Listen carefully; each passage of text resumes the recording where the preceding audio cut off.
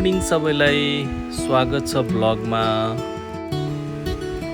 आज चाहिँ हाम्रो last day in Bangkok Thailand. So आजको हाम्रो केही पनि सेड्युल छैन। आज चाहिँ हामी फ्री हुनेछौँ दिनभरि।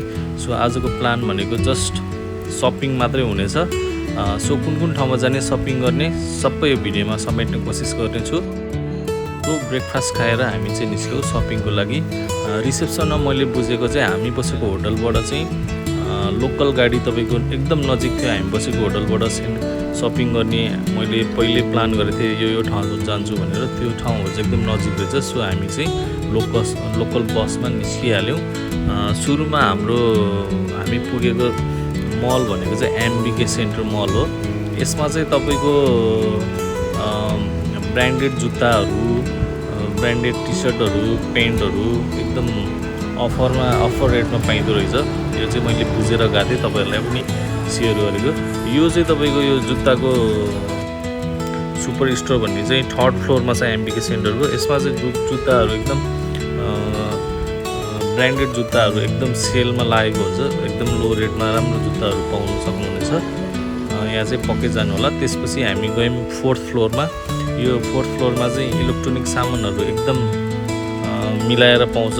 बेस्ट तपाईँको थाइल्यान्डमा मैले बुझेअनुसारले चाहिँ इलेक्ट्रोनिक सामानहरू किन्न छ भने चाहिँ एमबिके सेन्टरको 4th फ्लोरमा जानु होला।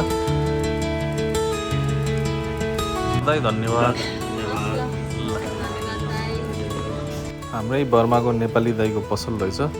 मलाई चाहिँ एकदम अरूभन्दा मिलाएर दिनुभयो सामानहरू। तपाईँहरू पनि जान सक्नुहुन्छ दाइकोमा।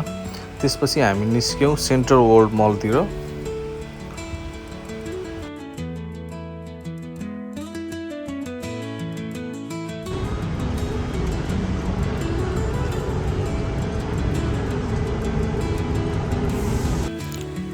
यो मलबाट चाहिँ हामीले त्यही कस्मेटिक सामानहरू अनि ब्रान्डेड सामानहरू पनि थियो। तपाईँहरू अब त्यही अनुसारले सेन्ट्रल वर्ल्डमा पनि गएर सपिङ गर्न सक्नुहुन्छ। त्यसपछि हामी लाग्यौँ मेन एकदम सस्तो थाइल्यान्ड, एकदम पपुलर थाइल्यान्ड गएर सपिङ गर्ने ठाउँ भन्ने बित्तिकै यो प्ल्याटिनम मल चाहिँ मिस नगर्नु होला। यो मलमा चाहिँ एकदम रिजनेबल प्राइसमा यो होलसेलमा पनि तपाईँहरूले सामान पाउनुहुन्छ। यहाँ एकदम रिजनेबल प्राइसमा चाहिँ यहाँ सामानहरू पाइन्छ।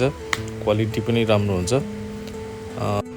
मलहरू एकदम ठुल्ठुलो थियो सबै मलहरू। सो टाइमको क्यालकुलेसन चाहिँ एकदम राम्रोसँग गर्नु होला, टाइम वेस्ट नगर्नु होला। हामी चाहिँ एमबिके सेन्टरमा एकदम टाइम लस भएको भएर चाहिँ प्ल्याटिनम मल आउँदै रात परिसकेको थियो।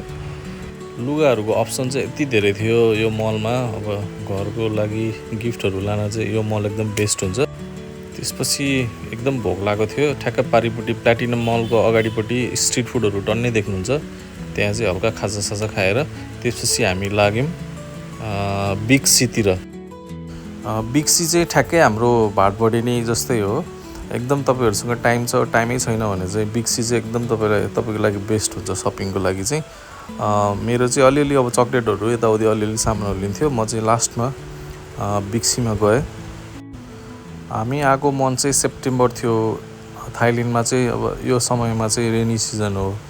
लास्टको भिडियोमा भन्छु भनेको थिएँ मैले तपाईँहरूलाई।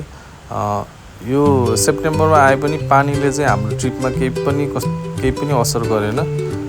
त्यसपछि सपिङ गरेर हामी लाग्यो हाम्रो होटलतर्फ। भोलिपल्ट बिहानै हाम्रो फ्लाइट थियो। सो हामी चाहिँ एयरपोर्ट आइपुग्यौँ। यसरी नै हाम्रो थाइल्यान्डको ट्रिप इन्ड हुन्छ। भिडियोलाई लाइक, सेयर, सब्सक्राइब गरिदिनु होला, च्यानललाई माया गरिदिनु होला। यस्तै ट्राभल सम्बन्धी अरू भिडियो को लागि चाहिँ च्यानललाई सब्सक्राइब गर्न नबिर्सिनु होला।